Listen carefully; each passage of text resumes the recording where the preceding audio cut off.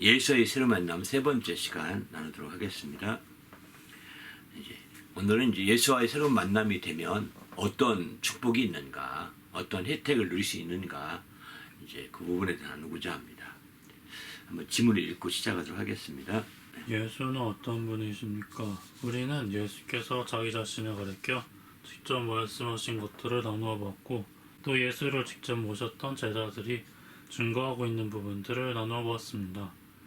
이 두 번의 성경 공부가 잘 조화를 이룬다면 예수와의 새로운 만남은 이루어질 것입니다. 그럼에도 불구하고 아직도 예수와의 새로운 만남이 불분명하다면 다시 한번 성경 공부에 도전해 보시기 바랍니다.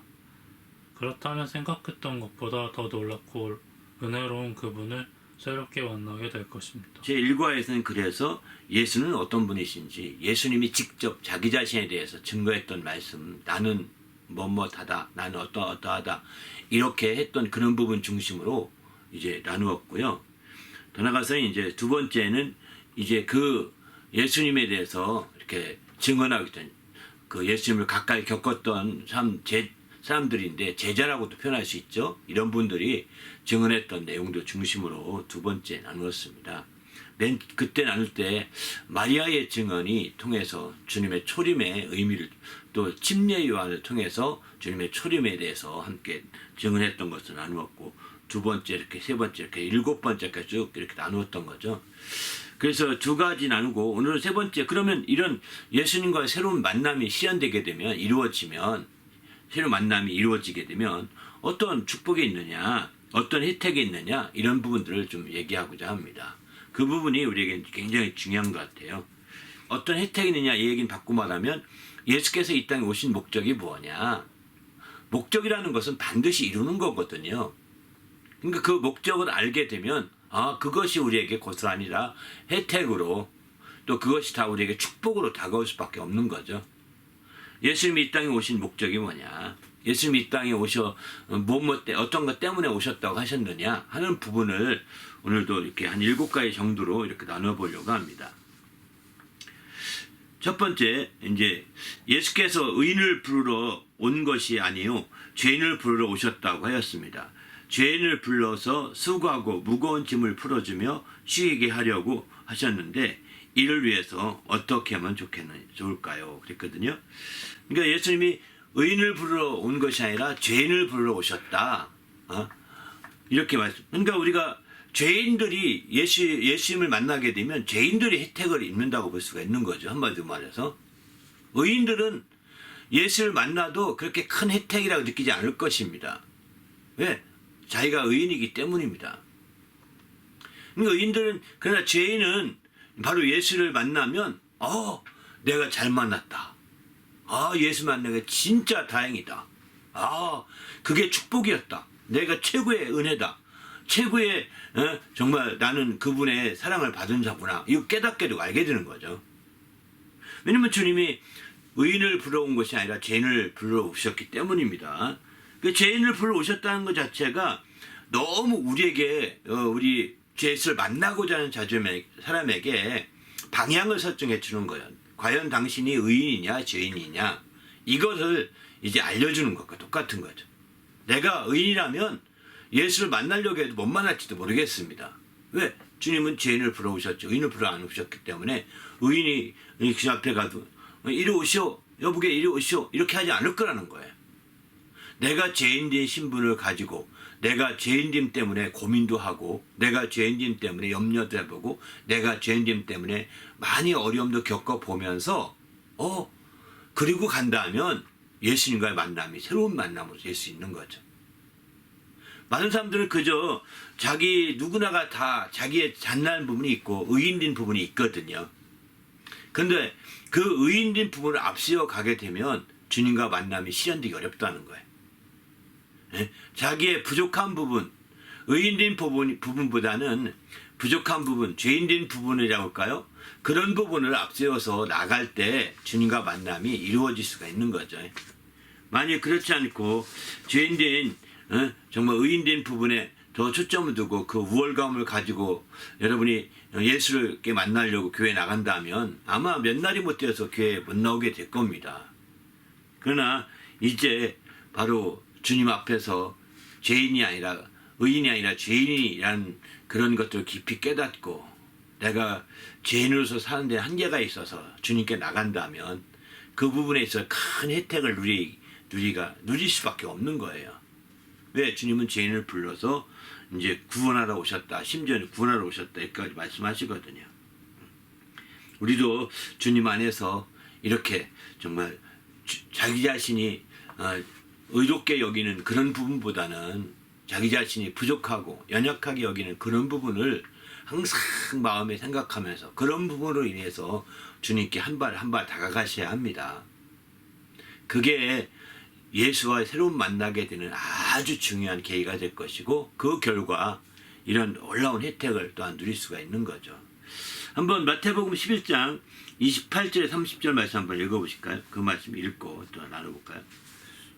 수고하고 무거운 짐진 자들아 다 내게로 오라. 내가 너희를 쉬게 하리라.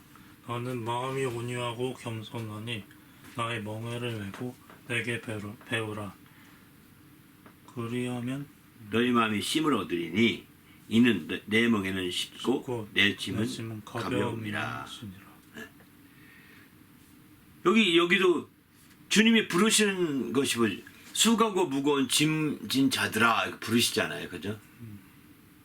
수고하고 무거운 짐을 졌다는 짐을 지지 않았다. 나 가벼운데요. 짐 무겁지 않은데요. 하는 사람들은 주님 앞에 가더라도 그렇게 인상 깊게 주님 만날 수가 없다는 거예요. 그렇게 주님 앞에 큰 혜택을 누리기가 힘든 거죠. 내 원래 짐은 가벼워요. 난 짐이 없어요. 나는 내 멍에는 아주 쉬운 멍이에요. 그러니까 아주 난 놓고 기억자 알듯이 아주 쉬운 거예요. 이렇게 생각하는 사람들은요 예수 새롭게 만나려고 하지 만나는데 한계가 있는 거예요. 어쩌면 우리가 교회에 가서 수십 년 교회 다녔어도 예수님과 새로운 만남이 이루어지지 못했던 가장 큰 이유 중에 한 가지가 여기에 있는지도 몰라요. 다시 말해서 나는 짐 안 졌는데 주님은 자꾸 무거운 짐 진짜 오라고 하는데 나와는 상관없는 것 같아. 에? 나는 멍에가 쉽게 쉬운 멍에 매우 배우는데 또 주님은 빨리 오라고 하시면서 내 멍에는 가벼우니까 내 멍에 매우 배우라고 그러는데 나는 뭐 주님 멍에 안 배워도 되는데 너무 쉬워서 그래서 그렇게 생각한다면 새로운 만남이 될 수가 없는 거죠. 그래서 우리가 여기 오늘날 이제 한국 같은 경우나 선진국 같은 경우에 이제 자녀들이나 모든 사람들이 다 편리한 가운데 자랐고 부유한 가운데 성장했잖아요. 이게 사실은 아마 가난하게 자라보고 어렵게 궁핍한 생활 해봤으면 어쩌면 예수 잘 믿을 수도 있어요. 그런데 이제 한 세대가 지나가면서 나라가 발전하고 성장하고 선진국화가 되면서 이제 그런 어려움 없이 자라다 보니까 신앙이 필요 없어지는 거예요. 다시 말해서 신앙이 필요 없다는 얘기 무슨 뜻이냐면 예수와의 새로운 만남이 안 이루어지는 거예요. 왜? 예수께서 부르신 사람들은 죄인들이요, 무거운 짐진 사람들이요, 수고하는 사람들이요, 병든 자요, 가난한 자들인데 그들을 대상으로 예수님이 만나주려고 하시잖아요.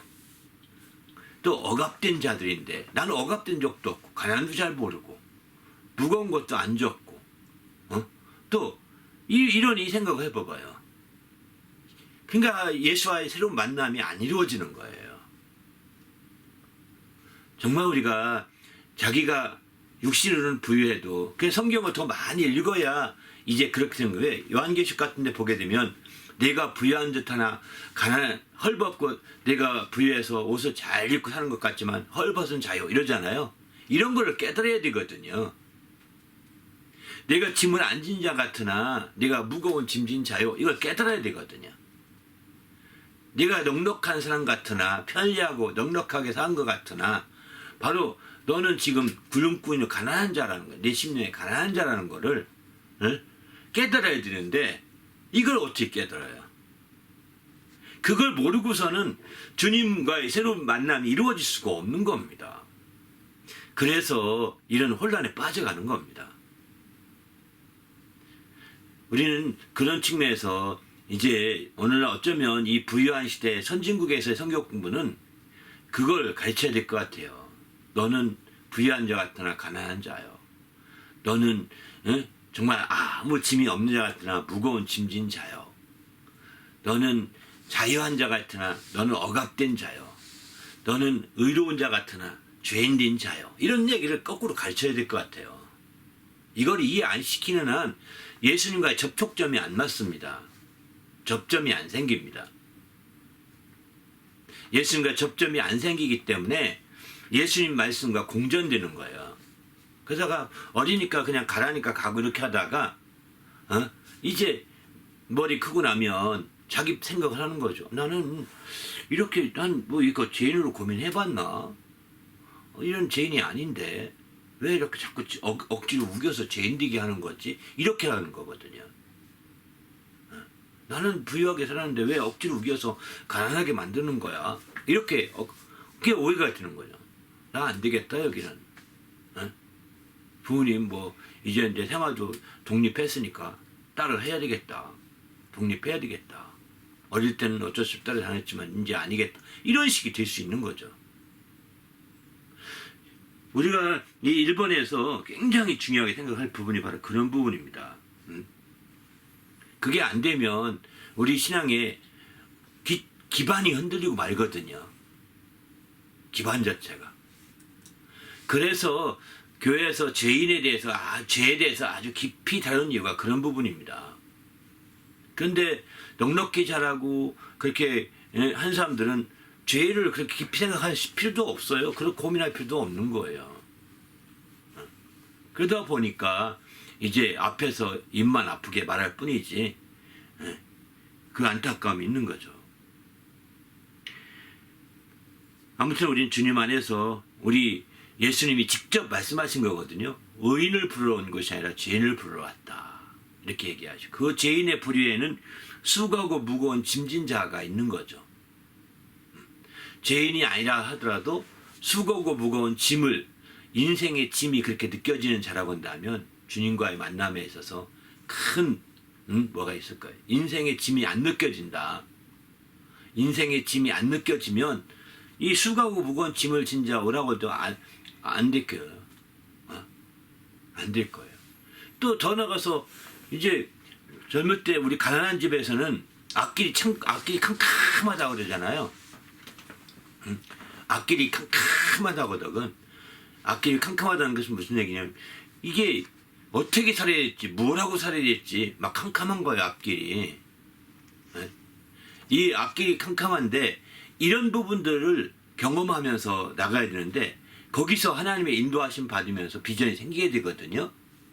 그런데 부유하게 살면 앞길이 캄캄하네요. 그냥 살다가 이제 뭐 부모님이 가진 게 많으니까 또 상속해 주시겠지 뭐 이렇게 죽겠어. 이렇게 사니까 비전 생각 안 하는 거예요. 그냥 안 하고 그 앞에 주어진 대로 먹고 살고 그러는 거죠. 그게 이제 사실은 그 부유함의 핸디캡이에요. 사실은 선진국의 핸디캡이에요. 선진국 가난 데는 의료보험이 안 돼가지고 병을 막 고치잖아요. 그러면 막 그래서 많이 오거든요. 병 고치면. 근데 선진국은 아프면 교회 안 가요. 아파서 안 왔어 이러죠. 예? 병원 가면 해결되니까. 공짜니까. 웬만하면. 그러니까 후진국에서는 막 아프면 교회 가거든요. 병을 낫게 하려고. 이게 큰 차이가 있는 거죠. 예수님을 만난 접촉점이 약하다는 거예요. 접점이 병자들, 여기 이제 다른 데 보면 의원을 부른다 이런 표현도 하거든요. 그 주님이 죄인을 부러운 것은 바로 병자를 부르는 것과 똑같거든요. 그렇게 병자를 불러 고치려고 하신다는 거죠. 죄인을 불러서 죄를 대속하려고 하시는 거죠. 무거운 짐진 자를 불러서 짐을 대신 짊어지려고 하시는 거죠. 이런 혜택이 있고 이런 접촉점, 주님과 접점을 형성해야 되는데 그런 접점을 가질 기회가 미처 안 생기는 거예요. 그러다 보니 이제 예수님 믿을 필요가 없어지게 되는 거고 이건 하나의 종교 생활 뿐이야. 우리 아빠나 우리 할머니나 할아버지 이 세대는 가난했고 어려웠기 때문에 그런 좁점이 있겠지만 우리는 아니잖아. 어? 이게 다르잖아 하면서 이제 다른 길로 가려고 하는 거죠. 그래서 전쟁이 일어난 경우에는 굉장히 신앙이 막 이렇게 막 올라가. 전쟁이 일어나게 되면. 왜? 전쟁이 일어나면 인간의 한계에 봉착하잖아요. 죽음에 직면하고요. 그러니까 예수님과 접촉점이 생기는 거예요. 미국에서 이제 대각성 운동이 펼쳐지거든요. 미국에서. 언제 대각성 운동이 펼쳐진지 알아요? 미국에서 대회계 운동이 펼쳐지고 한 게 언제냐면 첫째는 미국 독립운동하기 전후에 독립전쟁을 일으키니까 막 우리 회개합시다 막 이렇게 되는 거예요. 두 번째 대각성이 일어나는데 그거는 남북전쟁 전후에 그 싸움이 벌어지니까 대각성 운동이 되는 거예요. 더 신기해요. 한국이 기독교 가장 됐었는데 한국 전쟁이 일어났을 때 가장 막 그때 막 일어났고 전쟁 마치고서 얼마나 힘들겠어요. 다 완전히 파괴됐으니까. 그죠? 그러니까 하나님밖에 의지할 데가 없는 거예요. 그러니까 막 그 신앙이 엄청나게 일어나게 된 거죠. 아마 지금 이란이 저 전쟁이 이란 내에 크리스찬이 많이 생길 거라고 하더라고요. 이란에 대한 어떤 그 유튜브 보니까 크리스찬이 꽤 많은데 아마 이 전쟁 통해 그들이 막 기도하고 옆에 사람이 다 왜 마음에 이슬람 사람들도 마음에 걱정된 사람 다 기도하러 오지 않겠어요? 에? 이 알라 소용이 없다 느끼잖아요. 이제 왜 그렇게 해서 다 이 알라가 있으면 왜 저런 지도자를 죽이냐는 거죠. 죽게 내버려둘 리가 없는 거지. 그러니까 정말 그들이 기독교로 막 다시 개종하는 수 많고 아마 나중에는 더 많은 사람들이 개종할 것이다. 전쟁 통해. 네. 그런 얘기 들으면서 그것도 일리가 있겠다 생각이 들더라고요. 마찬가지입니다. 우리도 예수 믿는 접점을 만들어 가야 합니다. 예수 믿는 접점을 위해서 우리가 정말 금식도 해보는 거고 그 접점을 마련하기 위해서 또 수고도 힘써서 해봐야 되는 거예요. 막 허리가 실 정도로 열심히 해보는 거예요. 그렇게 해야 접점이 형성되고 이 접점을 통해서 내 믿음이 굳어지는 거거든요. 이 접점은요 더 단단하게 붙어서 접점이 생기기 전보다 훨씬 더 강하게 돼요. 쉽게 안 끊어집니다. 나무를 접붙이게 되면은 그 초기에는 약하거든요. 그 접점이. 그런데 그 나무가 자라면 자랄수록 그 접점이 거기에 나무가 온 힘을 다 기울여서 접점을 만들기 때문에 더 아주 안 부러져요. 다른 데는 부러져도 거기는 안 부러져요. 신기합니다. 이렇게 되듯이 우리가 예수님과의 접점을 만들지 않게 되면 이런 다양한 접점들로 우리가 굳어지지 않게 되면 우리 신앙이 정말 혜택을 못 누릴 수밖에 없는 거죠. 이런 혜택을 누렸으면 좋겠습니다. 할렐루야. 또 두 번째 한번 지금 읽어볼까요? 질문. 예수께서는 잃어버린 자를 찾아 구원하려고 오셨다고 하였습니다. 이것은 세리장이었던 삭개오에게 하신 말씀인데 그 의미가 무엇인지 이야기해 봅시다. 누가복음의 10장 보면 예수께서 이르시되 오늘 구원이 이 집에 이르렀으니 이 사람도 아브라함의 자손이미로다. 인자가 온 것은 잃어버린 자를 찾아 구원하려 함이니라. 이렇게 말씀하죠. 그러니까 잊어버린 자를 찾아 구원하려 함이라. 잃어버린 자를 찾아서. 그러니까 우리가 구원을 많이 얘기하죠. 구원. 그죠? 구원 문제가 엄청 많이 교회 오면서 아주 가장 기본적인 개념으로 구원 문제가 얘기되거든요. 근데 의외로 구원의 확신이 있니? 너 지금 죽으면 천국 갈 것 같아? 지옥 갈 것 같아? 구원의 확신을 물어보면 많이 못 갔습니다. 왜 그럴까요? 자기 자신이 잊어버렸다고 하는 것을 내가 잃어버린 존재라는 것을 인정하지 접점이 안 생긴 거예요. 이것도 또.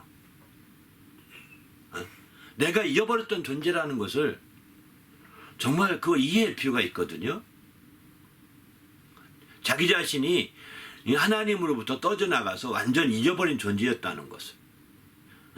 나도 몰라. 나도 내가 잊어버린 존재인지 모를 만큼 잊어버렸다는 존재. 내가 나를 모른다는 것 자체가 잊어버리고 사는 거거든요.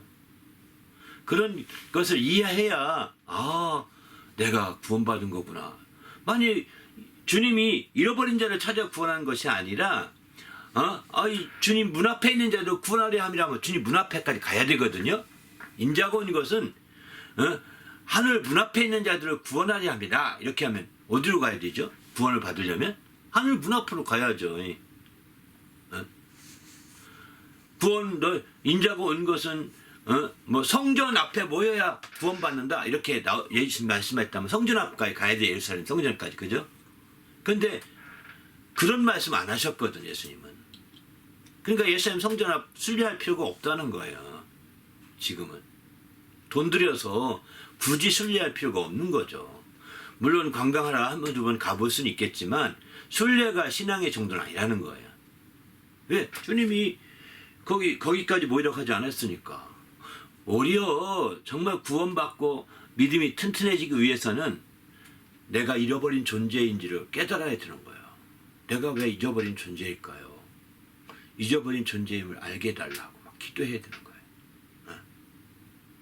이걸 깨닫게 되면 구원받으시는 접점이 형성되는 거죠. 그러면 구원이라고 하는 엄청난 혜택을 받을 수 있는 거죠. 구원의 축복을 누릴 수 있게 되는 거죠. 그걸 모르면 아무 소용이 없는 겁니다. 사람이 내 말을 듣고 지키지 아니할지라도 내가 그를 심판하지 아니하노라. 내가 온 것은 세상을 심판하려 함이 아니요 세상을 구원하려 함이라. 주님은 분명히 세상을 구원하러 오셨다고 했거든요. 그러면 세상이 잊어버린 존재라고 이렇게 이해해야 되는 거죠. 여기 위의 말씀과 같이 연결시켜 보는 거죠. 세상을 구원하러 왔다. 세상이 잊어버린 존재였기 때문에 그거 잊어버린 존재이기 때문에 그 세상 사람들이 다 잊어버린 존재이기 때문에 그들을 구원하러 왔다 이러는 거거든요. 잊어버려서 심판하러 온 것이 아니라 잘 말씀을 이해할 필요가 있어요. 성경은 그래서 잃어버린 자를 찾았을 때 기뻐한다고 이렇게 말하잖아요. 잃어버린 한 마리 양을 찾았을 때 정말 99마리 양보다 더 기뻐한다 이렇게 말하거든요. 얼마나 주님이 하나님께서 잃어버린 것을 찾고자 하는 마음이 열망이 큰가 하는 것을 알 수가 있는 거죠. 특별히 드라크마, 여기 누가복음 15장 8절 잃어버린 한 드라크마 얘기가 있는데 드라크마 하나는 그 큰 금액이 아니라고 합니다. 그런데 그거 찾았을 때 집안을 쓸면서 이렇게 찾았어요. 그럴 때 동네 사람을 다 데려다가 잔치한다고 그러잖아요. 그 드라크마보다 훨씬 큰 비용이 들려서 잔치할 만큼 이 잃어버린 드라크마 하나의 소중함이 있는 거예요. 잊어버렸다고 하는 개념을 철저히 이해하셔야 됩니다. 잊어버렸다는 개념. 또 여긴 잊어버린 아들이 있죠. 탕자가 있죠. 탕자라고 표현하죠. 집안을 나가버린 아들. 이게 잊어버린 거죠. 같이 연결된 그 내용이거든요. 이어져 나온 성경 말씀인데 둘째 아들처럼 이제 집안을 떠나서 아버지 곁을 떠나버린 사람들. 이게 이제 잊어버린 거죠. 잃어버린 자들 돌아왔을 때 얼마나 기뻐합니까? 그 큰아들이 시기할 만큼 기뻐하잖아요. 그 아버지가. 그만큼 우리는 잃어버린 것에 무엇인지 한번 생각을 해볼 필요가 있다고 생각합니다. 그러면 왜 이렇게 잃어버리느냐? 잃어버린 양을 본다면 잃어버린 양 같은 경우 혼자 독자적인 노선을 갔기 때문에 잃어버리는 거거든요. 다른 양들과 함께 그 무리를 지어 다녔으면 잃어버리지 않았을 겁니다. 그죠? 양들 100마리 양들 가운데서 대개 양들을 뭉쳐 다니거든요. 그런데 이 양은 혼자 고집 부리면서 이제 독자적인 길을 간 거죠. 가다 보니까 못 찾겠어. 잃어버리는 거예요. 그런 똑같은 이유가 탕자도 마찬가지죠. 자기가 그 욕심을 부려서 자기가 받을 것을 미리 받아가지고 그것 가지고 자기가 더 잘 살아보겠다고 하지만 이렇게 그냥 함께 한다는 개념이 없이 그렇게 하려고 할 때 결국은 나가게 되는 거예요.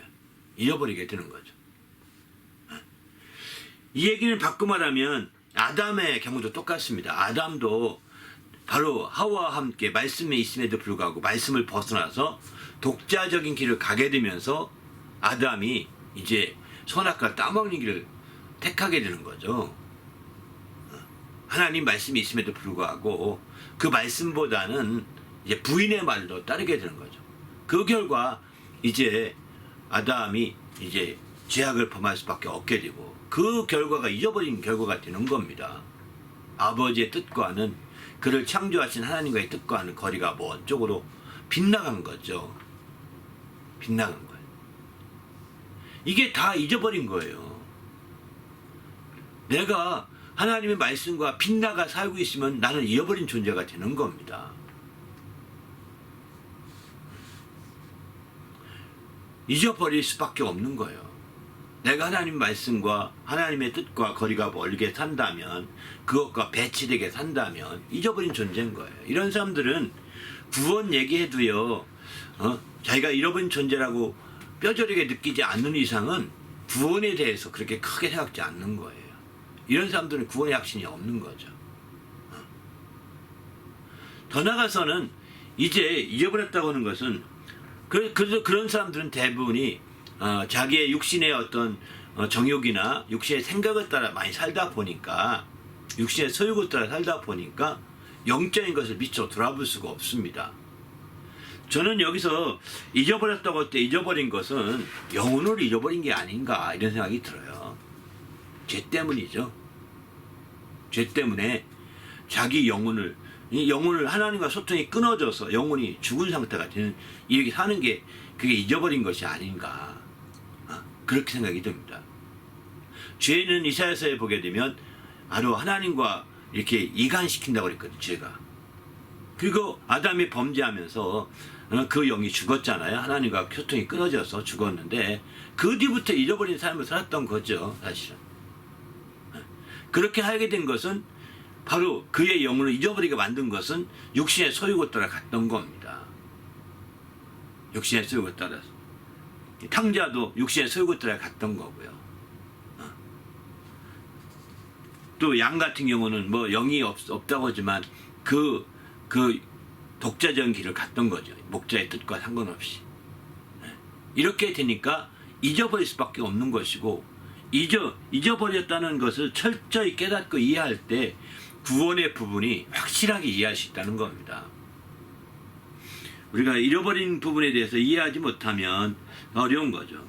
여기서 잃어버렸다는 것은 정도를 가다가 빗나갔다. 이게 이제 정도를 가다 빗나, 이게 다 죄악이거든요. 죄를 짓는 게 다 잃어버린 겁니다. 빗나갔다 하는 것을 이해하는 게 좋을 것 같습니다. 그래서 이렇게 잃어버린 자를 구원하러 오신 주님 생각해 볼 때 우리가 철저히 자신의 정체성을 얼마나 잃어버린 존재인지, 얼마나 정도에서 빗나간 존재인지 이걸 생각해 보고, 더 나아가서는 이제 자기 영혼에 대해서, 자기 영혼을 진정으로 찾아서 살고 있는지, 영혼을 위한 삶인지, 여전히 육신을 위한 삶인지, 내 삶의 목표가, 내 삶의 방향이 영혼에 초점 둔 삶인지 육신에 초점 둔 삶인지를 생각해 봐야 되는 거예요. 영혼을 초점 둔 삶을 안 살게 될 수밖에 없는 것은, 육신에 초점 둔 삶을 살게 되면 잊어버렸기 때문에 영혼까지 망각하고 사는 거예요. 그러나 영혼을 찾았으면 이제 그 영적인 면에서 우리가 구원에 대한 확신을 갖게 되고, 영적인 면에서 구원에 대해서 확실하게 그 깊이 있게 뿌리내릴 수 있기 때문에 잃어버린 자를 찾아 구원하러 오신 예수님을 거기서 만날 수가 있는 거죠. 그래서 그때 잃어버린 자를 깊이 알면, 잃어버렸다는 그런 개념을 깊이 있게 알면 알수록 예수님과의 새로운 만남의 정도가 더 깊어지는 겁니다. 이렇게 될 때 주님 앞에 더 아름답게 되는 거죠. 세 번째 한번 볼까요? 예수께서는 섬기와 받으려 함이 아니라 도리어 섬기려 왔다고 했습니다. 예수께서는 얼마만큼이나 섬기려고 하셨는지 얘기해 봅시다. 예, 그죠? 또 나는 섬김 받으러 온 것이라 도리어 섬기려 왔고, 여기 말씀해 보게 되면 자기 목숨을 많은 사람의 대속물로 주려 섬기기를 이렇게까지는 마태복음 20장 28절 보게 되면 인자가 온 것은 성경을 받으려 함이라 도리어 섬기려 하고 자기 목숨을 많은 사람의 대속물로 주려 합니다. 이렇게 말합니다. 그러니까 예수님의 섬김을 받아보셨나요? 예수님의 섬김을 받아보셨나요? 나는 예수님의 섬김을 받아본 사람이다. 이렇게 이해해본 적 있어요? 그걸 이해해야 되는 거죠. 나는 예수님의 섬김을 받은 사람이다. 그래야 예수님과 새로운 만남이 이루어지는 거예요. 어떻게 예수님을 나를 섬겨? 내가 있으면 섬겨야지. 이렇게 되면은요, 예수님과 접촉점이 안 생길 수 있어요. 그러면 예수님은 나를 위해 섬기는데 내가 섬김 받아야 되면 나는 어디에서 섬김 받는 건가?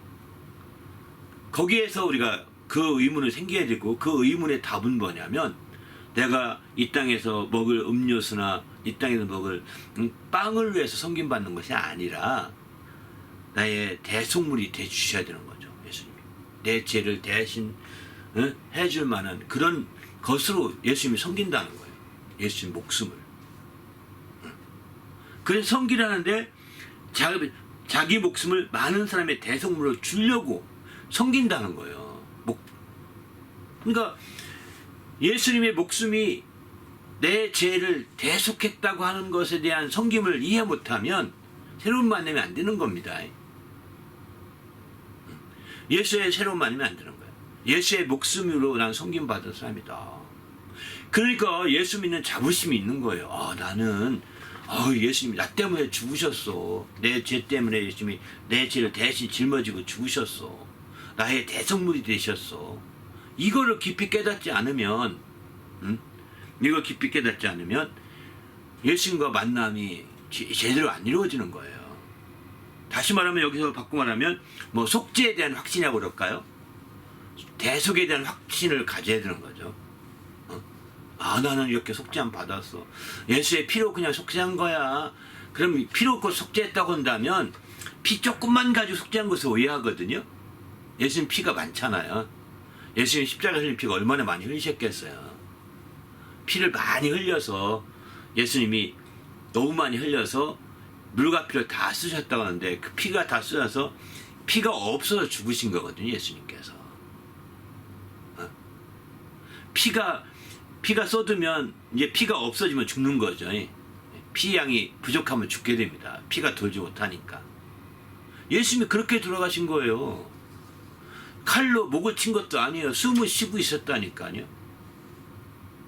아파도 고통이 있어도. 그런데 우리는 예수의 피로 구원받았다 이럴 때 대개가 예수님 조그만 피, 우리가 피 검사할 때 이렇게 딱 찍으면 피가 나오잖아요. 그런 정도의 피만 가지고 구원받았다고 생각한다면 예수님의 피, 우린 잘못 이해한 겁니다.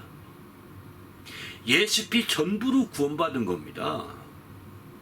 나를 위해서 예수의 자기 목숨을 대속물로 내주었기 때문에 내가 그렇게 섬김받았기 때문에 내가 대속죄의 확신을 가져야 되는 거죠.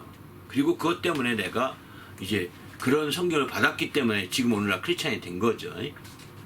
그래서 우리는 여기서 예수님이 자기 목숨을 모든 인류의 대속물이 됐다고 하니까 60억 분의 1의 피값으로 내가 구원받은 것처럼 오해해서는 안 된다는 겁니다. 지금 80억인가요? 80억 분의 1의 피값이 아니라 이 땅에 80억이 아니라 나 혼자만 있어도 예수님이 죽으셔야 됐거든요. 그래서 각각 다 1대1의 피값이에요. 예수님이 자기 목숨의 피값으로 다 각각 구원하신 거거든요. 각각 대속하신 거거든요. 우리 한 사람 속에 들어있는 죄가 이렇게 아주 많다는 겁니다. 예수님이 죽지 않으면 자기 목숨을 대속물로 내주지 않으면 구원받지 못할 만큼의 그렇게 섬기지 않으면 구원받지 못할 만큼의 엄청난 죄가 들어있다는 거죠. 그런 죄에서 우리가 구원받은 거기 때문에 여기서는 깊이 생각해야 되는 거죠. 우리도 주님 안에서 정말 철저히 생각을 해보시기 바랍니다. 이렇게 주님이 자기 목숨 전부를 통해서 내가 구원받았다고 알기 때문에 우리가 섬기더라도 더 섬길 수 있는 거거든요. 정말 순교할 수가 있는 거거든요. 아니 주님이 이렇게까지 했으면 나는 정말 죽기까지 섬겨야 된다 이렇게 생각이 드는 거거든요. 여기서 속죄의 확신을 확실히 가져야 됩니다. 죄사함의 확신을 확실히 누리지 않게 되면 결국은 주님의 혜택을 못 누리고 또 주님 만났다 하더라도 주님과 만남이 그저 에이 뭐 너도 만났지 나도 만났어 그저 그래 이런 정도라고요. 새로운 만남이 안 되는 겁니다. 그냥 의뢰 그런 것 같은 만남 그런 유의 만남이 아니라는 겁니다. 똑같은 상황이어도 같은 만남이 아닙니다. 자기가 아는 만큼 만나게 되는 겁니다. 관광을 다닐 때 그렇다고 하더라고요. 관광을 가서 아는 만큼 보인다고 그러거든요.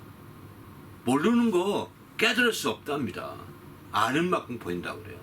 그래서 사전에 공부도 많이 하고 관광을 가더라도 가야 된다는 얘기를 하지 않습니까? 비슷한 것 같아요. 정말 주님에 대해서 아는 만큼 주님의 그 혜택이 다가오는 거예요. 모르고 그냥 뭐 교회 가면 만나겠지 뭐 너도 만났으니 나도 만났고 다 만났지 않았어? 이렇게 쓱싹 넘어갈 수 있는 그런 만남이 아니라 나만의 새로운 만남이 돼야 된다는 거예요. 아는 만큼 만나게 되는 거죠. 나만의 새로운 만남이 돼야 된다는 거죠. 그래야 우리가 확실하게 주님 안에서 새로워질 수 있는 거죠. 그 밑에 보게 되면 이제 섬김에 대해서 쭉 얘기했는데 어쨌든 우리는 섬기는 자가 돼야 된다 이렇게 표현하죠. 섬기는. 그러나 이렇게 섬기는 자가 되기 위해서는 주님의 크신 섬김을 내가 경험해야 되는 거죠. 주님의 크신 섬김을 경험하지 못한 자들은 이제 제대로 섬기지 못할 것이고 제대로 섬기지 못하게 되면 결국은 큰 자가 되지 못하는 겁니다. 큰 자가 되지 못해요. 섬기는 자가 크다고 그러지 않습니까? 제대로 못 섬기니까 큰 자가 되지 못하는 거죠. 그래서 우리는 제대로 섬겨서 정말 큰 자가 되시길 바랍니다. 또 자기를 낮추는 자가 이제 높인다고 했는데 누가 낮추겠어요? 주님의 큰 섬김을 받은 자가 자기를 낮출 수 있거든요. 내가 나같이 버젓없는 자도 주님이 이렇게 섬겨서 자기 목숨을 다 주셔서 나를 이렇게 대속해 주셨는데 내가 얼마나 잘났다고 그래. 또 섬겨야지. 자기를 낮추는 거예요. 그래서 낮출 수가 있는 겁니다. 누구든지 그래서 큰 자가 되고 싶으면 무사람을 끝이 되고 무사람을 섬기는 자가 되어야 한다 말하는 것도 이제 다 여기 있습니다. 으뜸이 되고 첫째가 되려고 한다면 주님의 섬김을 받아보셔야 됩니다. 받은 만큼 섬길 수 있게 되는 거거든요. 어떻게 받느냐? 주님이 자기 목숨으로 우리를 대속물로 섬기고자 했는데 그런 섬김에 초점 두고 우리가 나가야 그런 섬김을 받을 수 있는 거지. 주님은 이런 어떤 사람이 그러죠. 주님이 섬기러 오셨으면 주님 나 여기 좀 긁어주세요. 등이 어려운데 긁기가 어려운 등 좀 긁어주세요. 이렇게 말한다고요. 그러면 주님이 그게 섬기 줄까요? 주님이 그런 섬김하러 오신 분이 아니시잖아요. 대속물로 섬기러 오셨으면 대속물의 관점에서 우리가 섬김을 받으려고 해야지. 주님 나 돈이 1억이 필요해요. 1억 좀 섬겨주세요. 그게 엉뚱한 기도, 이방인의 기도가 우상여행 기도가 그런 식이라는 거예요. 그런 섬김을 받으려고 하는 거예요. 그래도 그렇게라도 1억 응답 받았으면 경험이 있으니까 떠나지는 않죠. 그렇지만 속죄함의 확신은 부족하고 예수님과 새로운 만남의 개념이 약한 것밖에 없는 거죠. 왜? 그런 것들은 다른 더 큰 돈을 벌는 순간에 아무것도 아니고 말거든요. 1억이 그때 컸었는데 내가 이제 연봉이 10억이 돼봐요. 1억 별거 아니잖아요. 네? 무가차게 느끼는 거예요. 그래서 주님의 섬김이 새롭게 느껴지지 않는 거예요. 심각한 거죠. 우리 기도응답이 아무리 큰 거라도 별거 아닌 거예요. 그래도 우리가 기도할 때 기도응답으로 기도 중에 최고의 기도는 주님이 자기 목숨으로 대속물을 주려고 섬기려고 했다는 그걸 깨달으려고 기도하셔야 되는 겁니다. 그걸 깨달아서 주님이 이렇게까지 섬기셨구나. 주님이 이렇게까지 나를 이런 그 주님이 섬기고자 하고 주님이 긁어주고자 하는 부분을 내가 내놓고 기도해서 주님의 섬김을 받을 때 진짜 예수님 내가 잘 만났다. 예수님 만나길 진짜 천만다행이다 라고 이렇게 말할 수 있는 거죠. 그런 차원에서 섬김의 부분이 굉장히 중요한 것 같습니다. 이해되시죠? 이런 부분을 우리가 간과한 거예요. 그냥 우리도 섬깁시다. 주님이 섬기라고 하시면 우리 섬깁시다. 이런 정도가 아닙니다. 사실은. 이런 말씀을 읽으면서 주님 섬기는 게 큐티하면서 섬겨야 되겠다. 그러면 어떻게 섬길까? 저도 이 말씀 받으면서 섬기기 위해서 한번 13회 때 한번 고구마 좀 쪄줘 해서 왜 시골에서 고구마 학공제 있었거든요. 그래서 고구마 쪄가지고 학교 가서 함께 먹으면서 섬겼던 적이 있었거든요. 뿌듯하더라고. 그래서 섬기라고 했는데 오늘 섬길 게 마땅치 않아서 뭐 과자 사학교하다 고구마 가면 좋을 것 같아서 쪄달라고 갖고 한 적이 있다고요. 이거는요 애기 어린애 얘기거든요. 이거 섬김이 아니라는 얘기는 아닙니다. 그것도 적용하고 섬김이 필요하지만 예수님의 섬김은 그런 차원이 아니라는 거예요. 자기 목숨을 대속물로 내주시는 그런 섬김인데 그런 섬김 차원에서 우리가 이해하고 섬김을 받아들일 수 있어야 예수님과의 새로운 만남으로 혜택을 누릴 수가 있는 거죠. 이런 혜택을 못 누리니까 그냥 감자, 고구마 또 뭐 그냥 돈 뭐 몇 가지 이런 것들로 혜택을 누리려고 하니까 예수와의 새로운 만남이 안 느껴지는 겁니다. 안타깝죠, 사실은. 네 번째로 넘어갑시다. 네 번째. 예수께서는 내 뜻을 행하려 함이 아니요 나를 보내신 이의 뜻을 행하려고 오셨다고 했습니다. 이것은 우리에게 무슨 의의가 있는지 이야기해 봅시다. 그저 요한복음 6장 38, 39절에 분명히 그렇게 말씀하죠. 내 뜻을 행하려 함이라 나를 보내신 이의 뜻을 행하려고 오셨다고 행하려 함이라고 이렇게 분명히 말합니다. 그러면 나를 보내신 이의 뜻은 뭐냐? 내게 주신 자 중에 내가 하나도 잃어버리지 아니하는 거라고 이렇게 그리고 마지막 날에 그들을 다시 살리는 이것이다 이렇게 말하고 있거든요. 끝까지 살리는 거라는 겁니다. 쉽게 말해서 이제 그래서 우리 여기서 마찬가지 예수와의 새로운 만남을 왜 못 갖는 이유를 여기 나오는 내 뜻을 구하면 예수와의 새로운 만남이 안 됩니다. 나를 보내신 이의 뜻, 내 아버지의 뜻을 이루려고 해야 예수의 새로운 만남이 이루어지는 거죠. 내 뜻을 아무리 구해도 여기에 목숨 바쳐도 몇 번 응답을 받을 수 있을 겁니다. 발람 같은 경우에 하나님의 뜻이 무엇인지 분명히 알려주었건만 그가 재물에 대한 욕심이 생겨서 또 갈까요 말까요? 가지 말라고 응답하면 안 갔어요. 2번. 또 가지 말라고 응답 안 갔어요. 또 갈까요 말까요? 가라. 가고 싶으면 가라. 왜? 욕심이 있어서 가려고 하는 거거든요. 하나님 마음이 변했나 해가지고. 그러니까 그때 가니까 가다 중간에 말이 서서 말을 하죠. 말이 서서 말하니 그 앞에 천사가 나타나서 말에 가는 길을 막으니까 막 이 발람이 주인이 막 떼이는 거예요. 빨리 가서 자기는 그 적군을 향해서 복을 빌면서 돈을 좀 벌여야 되는데 이 말이 말 안 들어. 그 막 때리니까 말을 이쪽 비켜가려고 해도 이쪽으로 가서 가 해서 안 가고 또 거기도 말을 못 가는 거죠. 그러니까 말이 말하잖아요. 뭐 때리십니까 이러잖아요. 그때 나타난 그 천사가 너는 가서 내가 하고 싶은 대로 아니라 내가 주는 대로 예언하라 그렇게 말합니다. 가서 오히려 축복하고 와요. 저주해달라고 부탁받고 가가지고 보면 그겁니다. 내 뜻대로 해서는 하나님과의 새로운 만남이 이루어지지 않는다는 거예요. 왜? 예수님도 내가 온 것은 내 뜻을 행하려 함이 아니라 나를 보내신 이의 뜻을 행하려 함이라 했기 때문입니다. 나를 보내신 이의 뜻, 곧 우리가 말하면 하나님의 뜻이죠. 하나님의 뜻을 행하려고 해야 예수님과의 새로운 만남이 이루어지게 되는 거예요.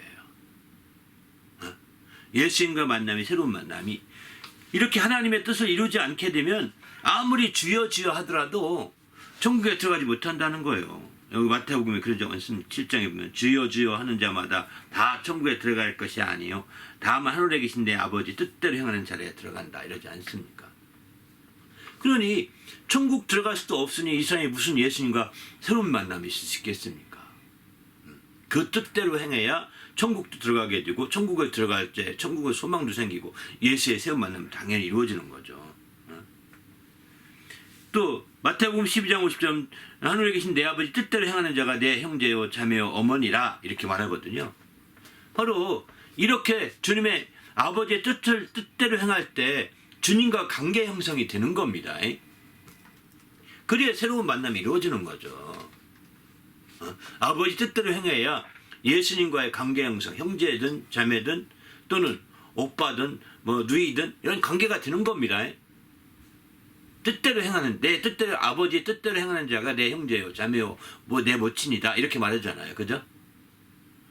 육신의 관계로 모친이요 형제요 자매라고 하지 아니하고 뜻대로 행하는 자가 그렇다라고 말하거든요. 그런 거 본다면 왜 예수님과 만났음에도 왜 새로운 만남이 안 되냐고요.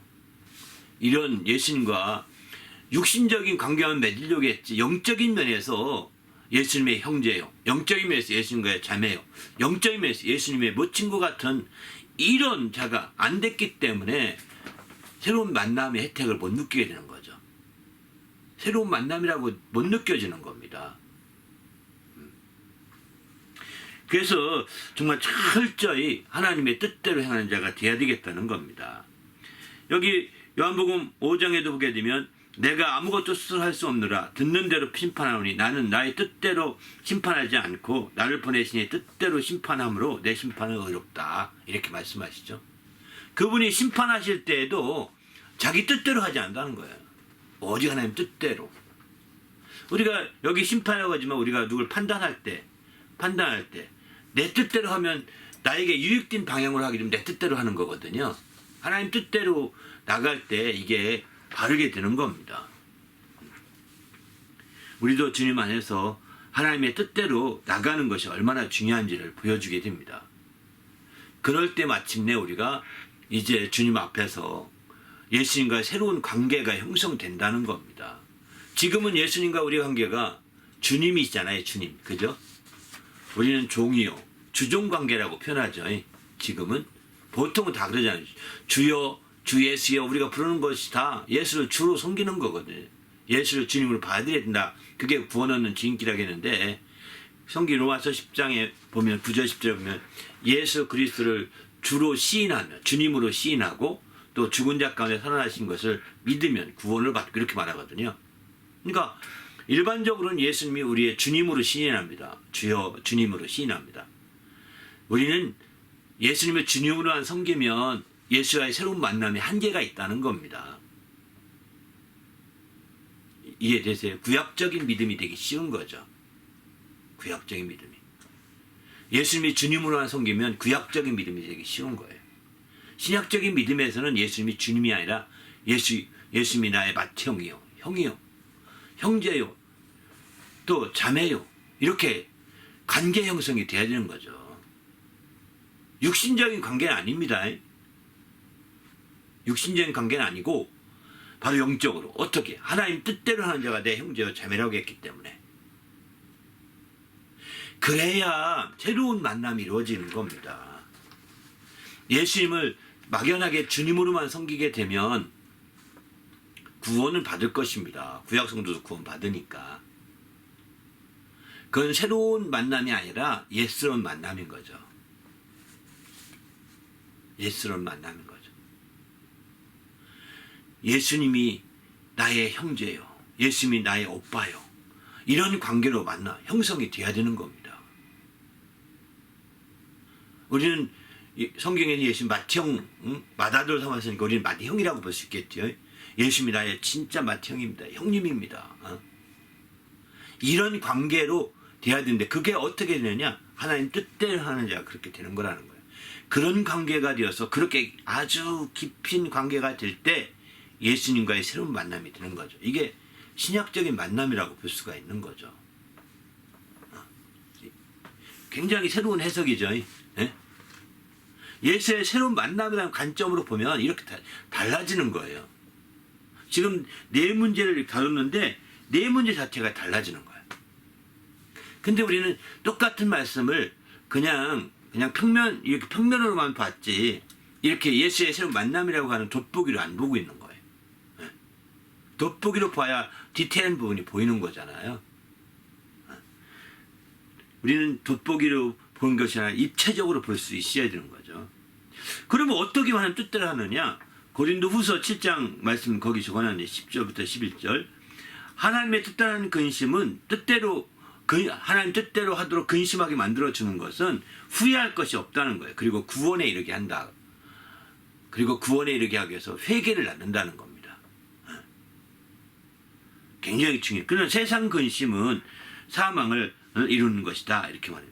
하나님 뜻대로 한 근심이 이 근심이 얼마나 간절하게 하고 얼마나 변증하게 하고 얼마나 분하게도 하며 두렵게도 하며 얼마나 사모하게 하며 얼마나 열심히 있게 하며 얼마나 바라는가 이렇게 보라는 거예요.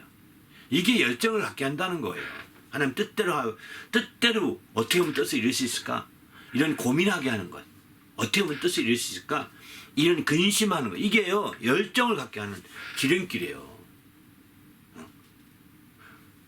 이게 그 열정 가운데서 주님이 새롭게 만날 수 있게 되는 거거든요. 주님과 관계가 새로운 관계가 저 깊이 있는 관계가 형성돼 가는 거거든요. 그래야 새로운 만남이 되는 거죠. 우리도 이런 멋있는 만남이 진행되어 있길 부탁합니다. 할렐루야. 5번째 한번 질문 볼까요? 예수께서는 우리로 생명을 얻게 하고 더 풍성히 얻게 하려고 오셨습니다. 어떻게 해서 생명을 얻게 하고 더 풍성히 얻게 하시는지 나누어 봅시다. 네. 그죠? 여기는 이제 생명을 얻게 하고 풍성히 얻게 하려고 오셨다. 이렇게 말씀하죠. 그러니까 이 말씀 그대로 여기는 이제 특별하게 어때도 예수님을 통해서 생명이라고 하는 혜택을 누릴 수 있게 된 거죠. 예수님 만나게 되면. 왜? 예수님은 생명을 얻게 하고 더 풍성히 얻게 하니까 예수님을 만나고 만날수록 생명이 풍성해지는 겁니다. 생명이 풍성해지면 어떤 현상이 나타날까요? 근심과 걱정과 염려 같은 것이 사라지게 됩니다. 생명이 풍성할수록. 생명이 고갈돼 갈수록 근심이 많고요. 염려가 많습니다. 고민이 많습니다. 우리가 신앙생활 하면서도 이런 염려와 근심과 고민이 많으면 많을수록 나의 생명이 그만큼 빈약해졌다는 뜻인 거죠.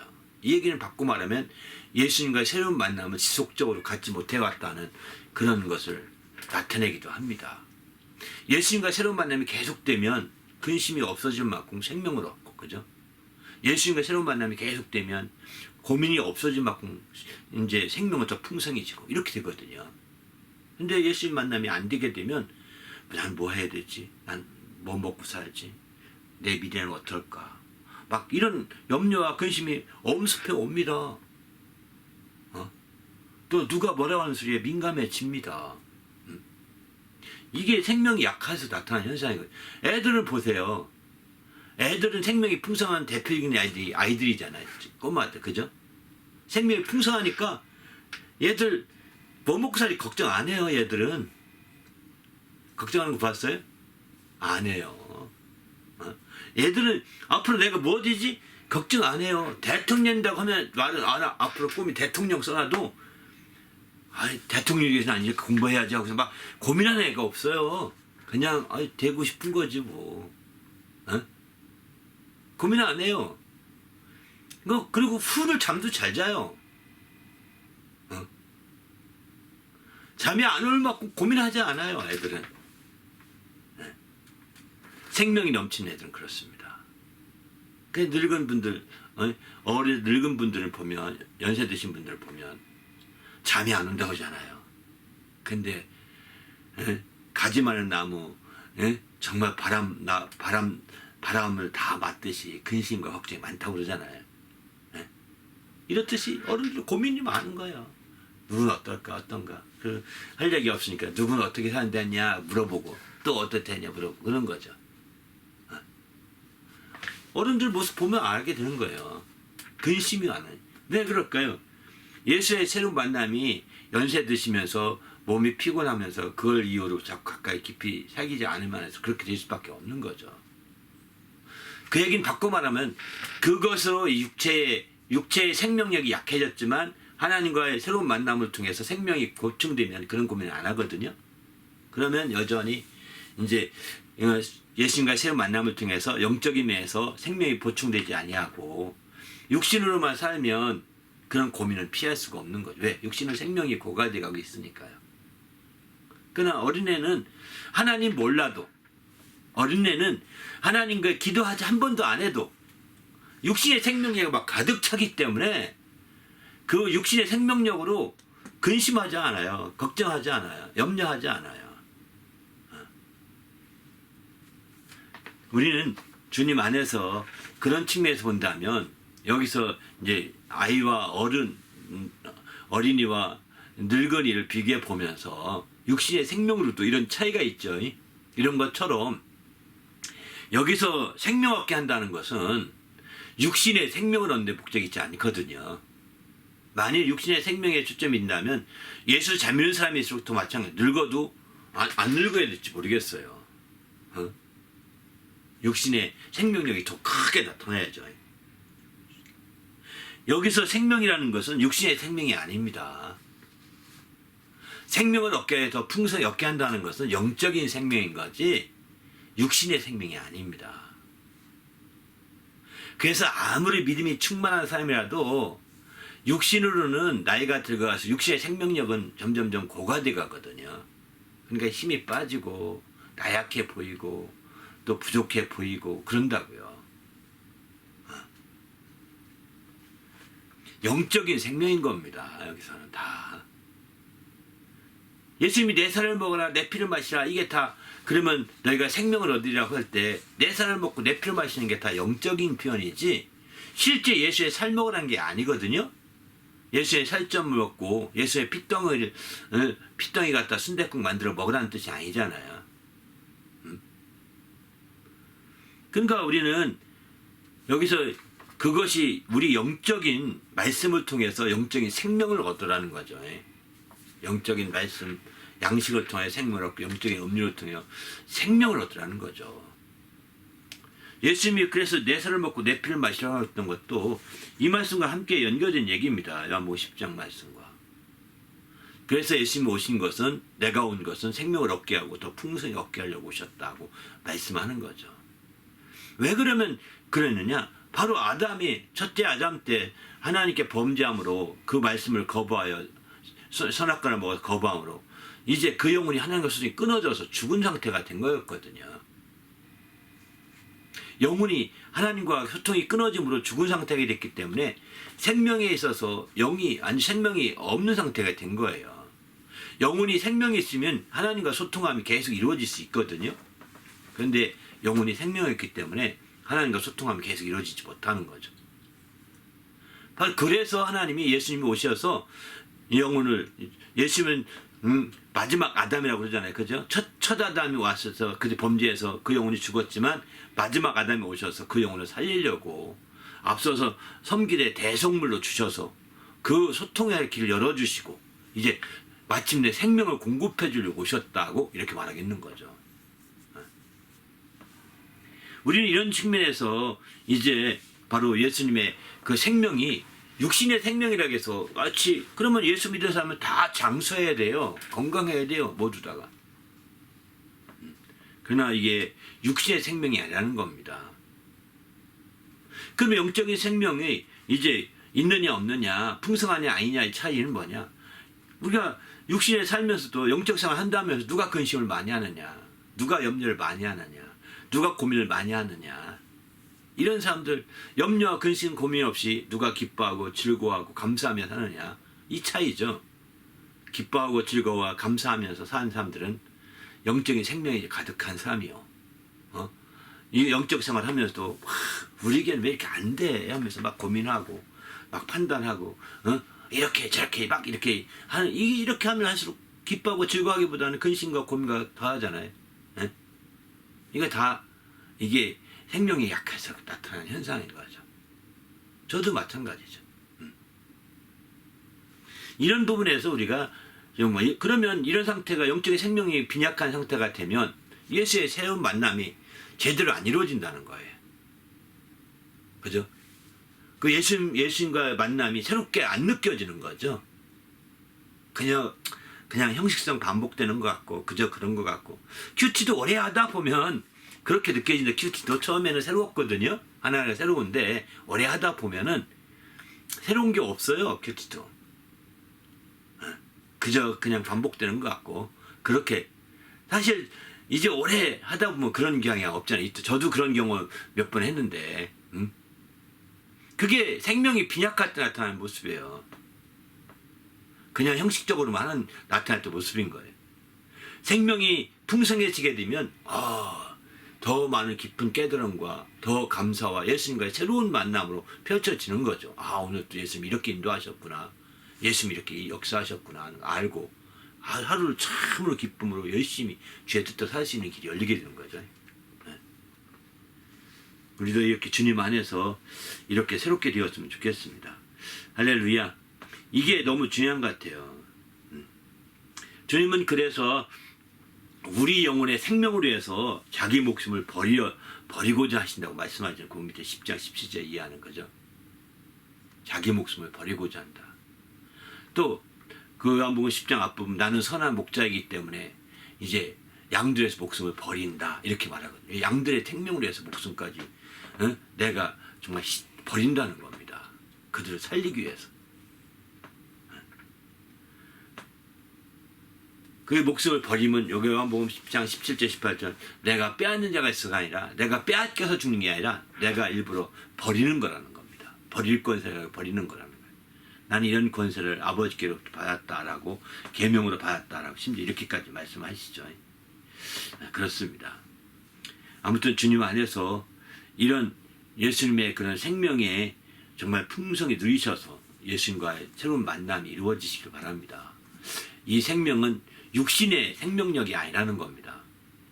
바로 영혼의 생명이기 때문에 예수님의 영혼의 생명을 통해서 그 영혼의 생명을 누리게 하려고 예수님이 대속 제물로 죽으시는 거거든요. 자기 목숨을 버리시는 거거든요. 그러니만큼 우리가 예수님의 속죄함을 깊이 이해하면 이해할수록 생명도 깊이 더 힘입을 수 있는 길이 열린다고요. 그래서 그러면 예수님과 새로운 만남이 더 깊이 하신 이건 앞에 부분과도 같이 연결되는 부분 중에 하나입니다. 여섯 번째로 예수께서 아버지를 모셨다. 또 이제 그분이 아버지 이름으로 오셨다는 것은 무슨 의미가 있느냐? 이렇게 나는 내 아버지 이름으로 왔음에 내 아버지 이름으로 왔음에 너희가 나 영접하지 아니한 만일 다른 사람이 자기 이름으로 오면 영접하리라. 자기 땅에 오매 자기 백성 영접치 아니하였으니 영접하는 자 곧 그 이름을 믿는 자들에게는 자녀가 되는 하나님의 자녀가 되는 권세를 주셨으니 또 요한복음 17장도 그 말하죠. 예수님이 이제 내게 주신 아버지의 이름으로 저들을 보존하고 지킨다 이런 표현도 하고요. 아버지 내게 주신 자 나 있는 곳에 나와 함께 있어 아버지께 창세전부터 나를 사랑하심으로 내게 주신 나의 영광을 그들로 보게 하시기 원합니다. 아버지로 왔기 때문에 아버지와 함께 같은 영광을 이제 가지고 있다는 거죠. 그래서 그 영광을 보게 하시기를 간절히 원하고 있습니다.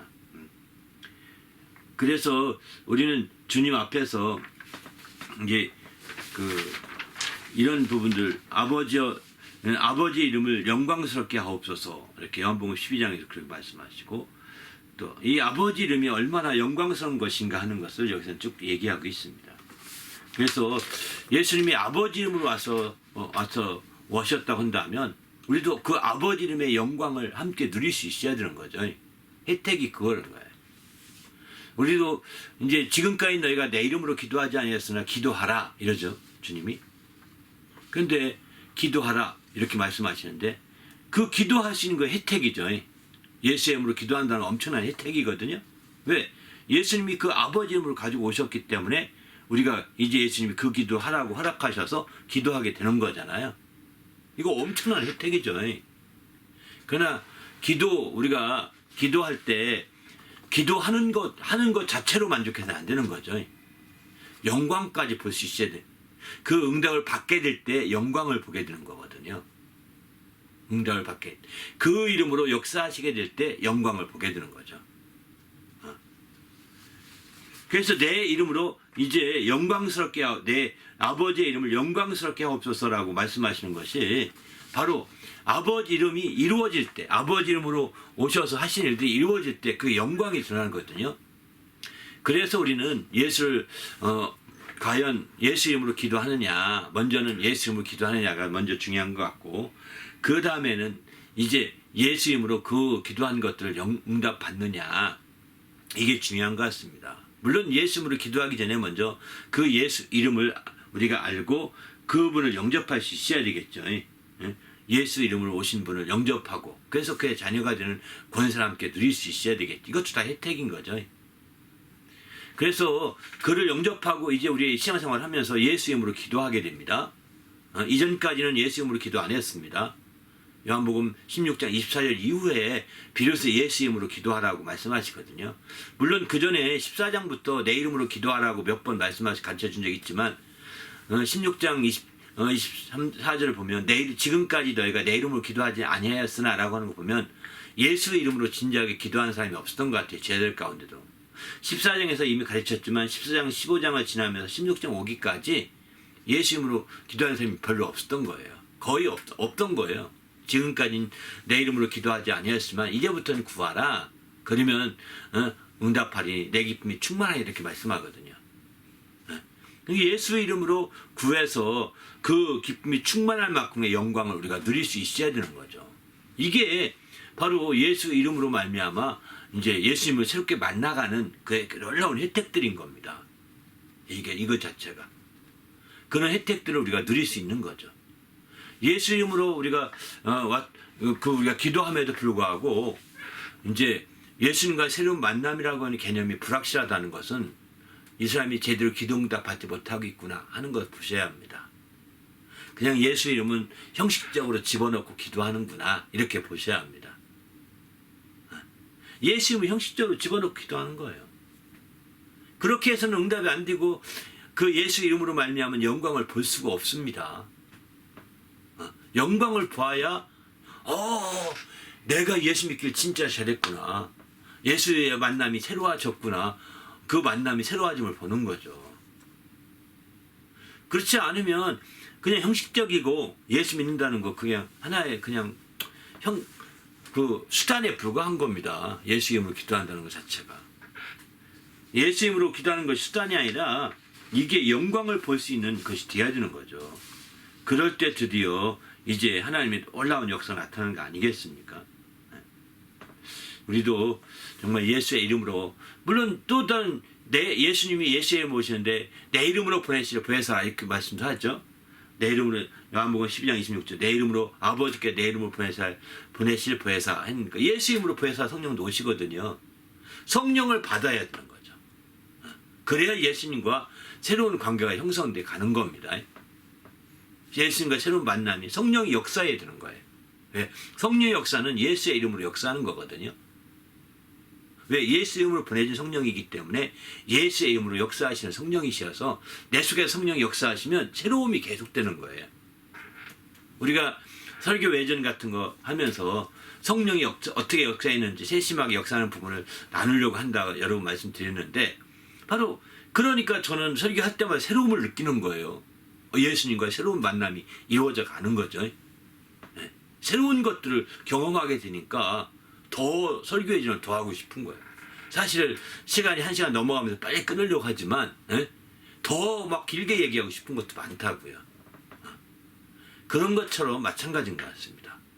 예수님과 새로운 만남이 이루어져서 이런 혜택들을 보시길 바랍니다. 할렐루야. 그래서 정말 성령 역사 느끼고 기도응답도 받아서 영광을 함께 누릴 수 있다면, 예수님과 새로운 만남이 구체적으로 이루어지고 있구나 라고 하는 것을 확실하게 아는 좋은 계기가 될 거라고 봅니다. 이게 안 되면 그런 만남이 안 되는 거죠. 우리도 그런 만남이 될 수 있도록 깨우셔야 되겠다 생각합니다. 또 마지막으로 또 한 가지 더 볼까요? 예수께서는 자기의 뜻이 있음에도 불구하고 아버지의 뜻대로만 움직이십니다. 그거 아닌데 6번을 한번. 이게 없네요. 질문이 없어요? 네. 질문 위에 6을 읽어야지. 방금 읽었던 거, 아까 전에 읽었던 거고 그 번호 하나가 없는 것 같아요. 없는 것 같아요. 그 6번으로 이제 조금 전에 했던 건 7번으로 아마 교재를 제가 수정하지 못했던 것 같아요. 6번에 보게 되면 이제 7번 조금 전에 설명했던 건 7번이고요. 이제 여기 예수님이 내 아버지 이름으로 왔다 나는 이렇게까지 표현했는데 이거는 좀 약간 목적과 다르죠. 아버지 이름을 위하여 왔다 이런 표현이죠. 이름을 위하여 왔다 이런 표현이 반면에 이제 앞에 6가지 5가지 4가지 또 한 가지는 내 율법과 선지를 피하러 온 것이 아니라 완전하게 왔다 이렇게 예수님 말씀하시죠. 예수께서는 율법이나 선지자를 피하러 온 것이 아니요 완전하게 하려 오셨다고 하셨습니다. 6번에 그거 쓰셔야 될 것 같습니다. 마태복음 5장 17절 보게 되면은 내가 율법이나 선지자를 피하러 온 줄로 생각하지 말라. 피하러 온 것이 아니요 완전하게 하려 함이라. 내가 완전하게 왔다 이렇게 표현하잖아요. 그죠? 이런 표현 때문에 이게 이제 6번으로 들어가야 될 것 같습니다.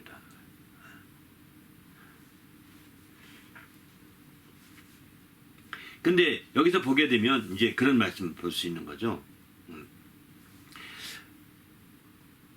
예수님은 히브리서 12장 2절 보면 믿음의 주요 온전하게 하시는 이인 예수를 바라보자. 이렇게 여기는 위에는 완전하게 했다. 여기는 온전하게 했다. 이런 뜻 얘기하시죠. 온전하게 하시는 이인 예수를 바라보자. 이렇게 말씀합니다.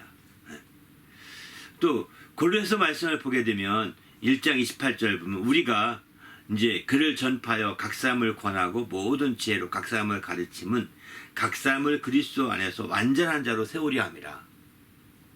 그리스도 안에서 완전한 자로 세우려 한다. 이렇게 표현합니다. 이 완전성을 여기 강조하고 있는 거죠. 또 이제 반면에 고린도 후서 13장 9절은 우리가 약할 때 너희가 강한 것을 기뻐하고 또 이것을 위하여 구하니 너희가 온전하게 되는 것이라. 온전하게 되는 것이라. 이렇게 말합니다. 이렇게 이제 이거 하나는 완전한다, 하나는 온전하다 이런 표현들을 이제 두 반복해서 말씀을 드렸는데 성경에서는 이제 하나님을 가리켜서 말할 때는 완전함이라고 표현하고 또 하나님만이 완전하신 분이시죠. 온전하다는 표현은 그리스도 안에서 완전한 자를 세운다는 것은 이제 하나님을 표준 삼아서 세운다는 것이 이렇게 보셔야 될 것 같습니다.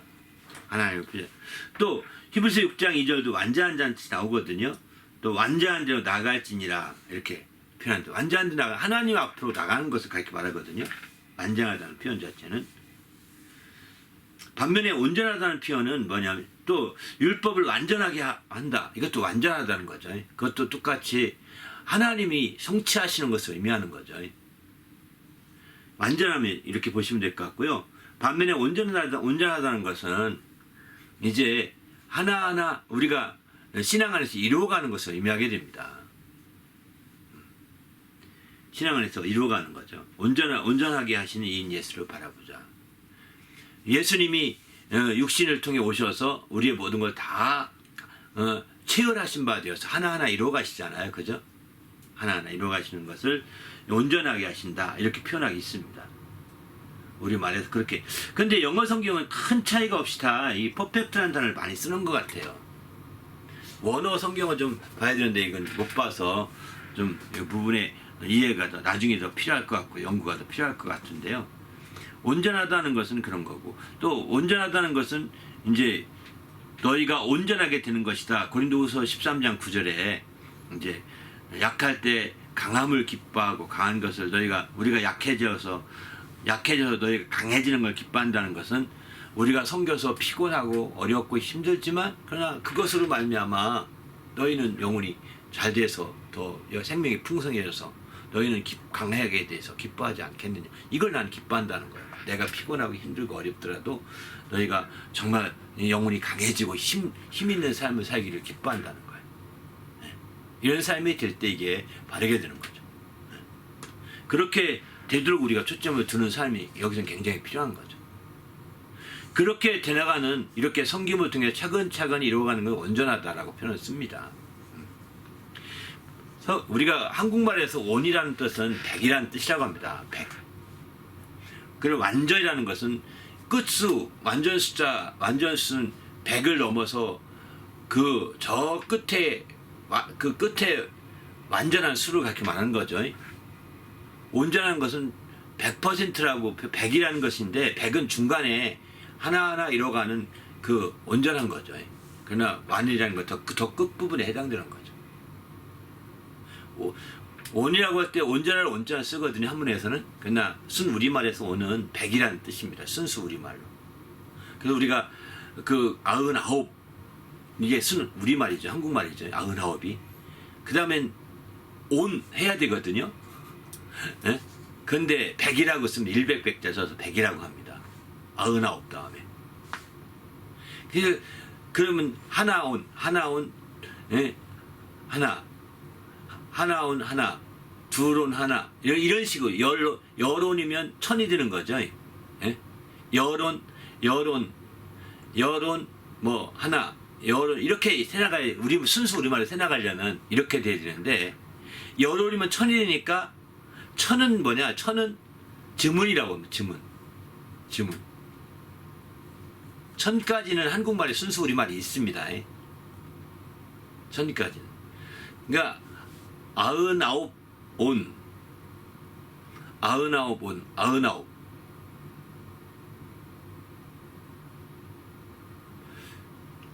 아흔아홉 온, 99이면 999거든요.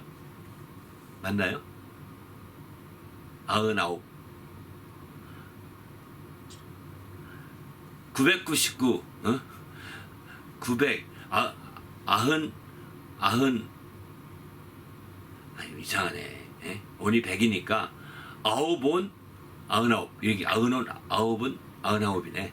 예? 99, 99온, 99. 그러면 999 다음에 지문, 이렇게 하나 지문 이런 되는 거죠. 지문 되는 거죠. 지문 하나 이렇게. 그래서 9999는 90온 뭐 예?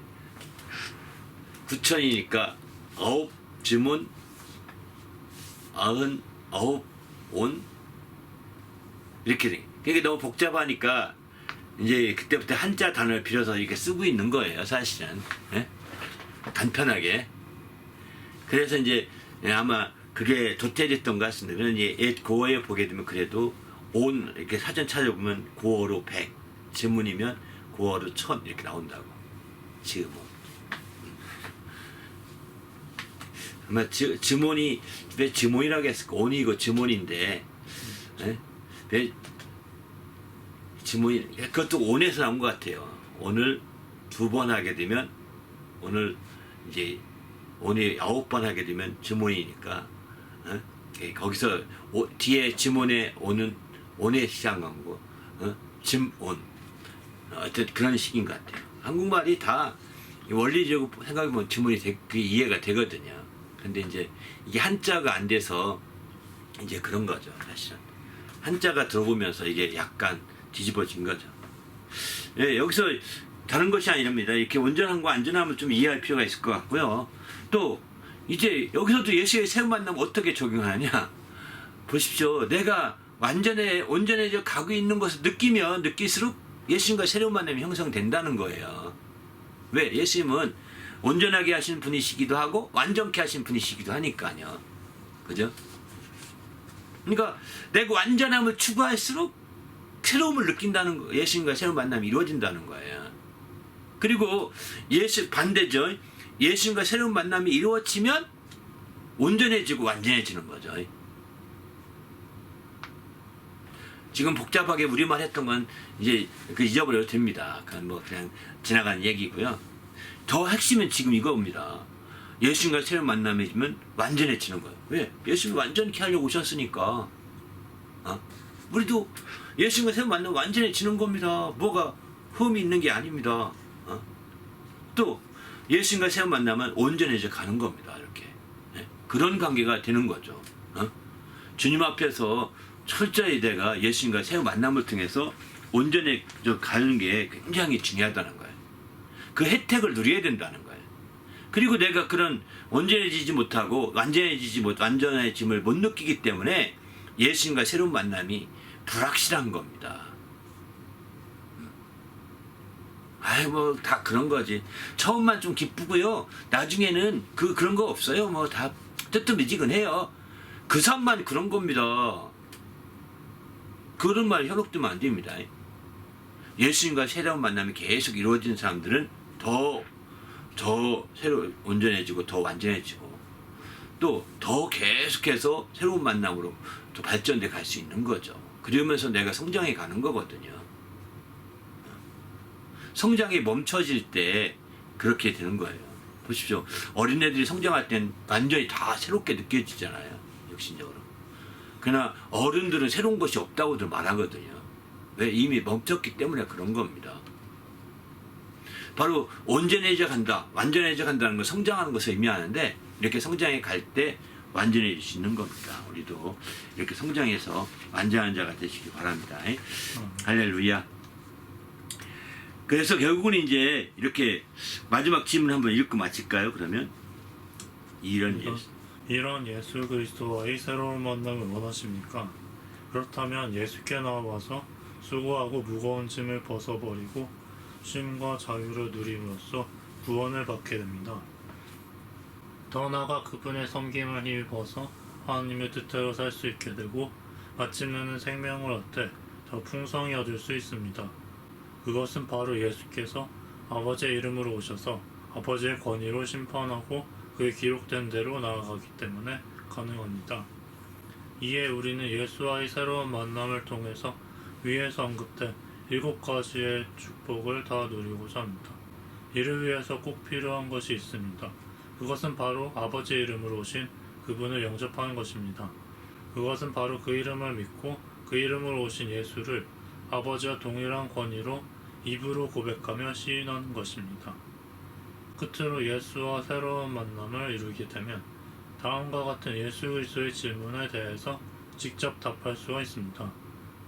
마태복음 16장 13절 16절을 읽어보고 너희는 나를 누구라 하느냐 는 예수의 질문을 직접 받는다면 무엇이라고 말하였는지 정리해 봅시다. 예, 그죠?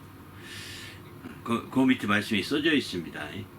그러니까 예수께서 빌립보 가이사랴 지방에 이르러 제 아들에게 물어 이르되 사람들이 인자를 누구라 하느냐 이르되 더러는 침례 요한 더러는 엘리야 어떤 이는 엘리야나 선지자 중에 하나이다 이르시되 너희는 나를 누구라 하느냐 시몬 베드로가 대답하여 이르되 주는 그리스도시요 살아계신 하나님의 아들이시니이다 라고 이렇게 고백하게 되죠.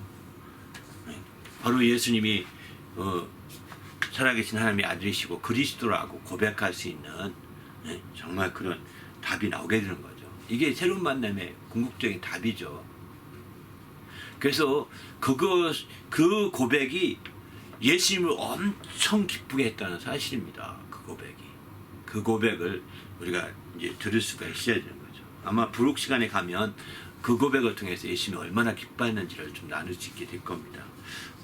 말씀 생각하면서 어쨌든 예수님과 새로운 만남이 이루어지시길 바랍니다. 7가지로 예수님이 오신 목적을 중심으로 무엇을 위해서 오셨는지 이 목적을 중심으로 이렇게 말씀을 드렸는데 그것은 곧 예수님과 얼마나 새롭게 만났느냐 이게 잣대가 되기도 합니다. 이 7가지 말씀을 읽어보면서 내가 과연 예수님과 새로운 만남이 이루어졌는지 아닌지 분별해 볼 수 있는 좋은 잣대가 되거든요. 그래서 한 잣대가 되시고 또 반면에 그게 나의 축복이 되도록 그것이 이루어져서 축복이 되면 혜택이 되도록 우리가 산다면 우리가 정말 최고의 신앙생활 성장하면서 우리 하나님을 기쁘시게 하는 그런 신앙생활이 되리라고 확신합니다. 함께 기도하고 마칩시다.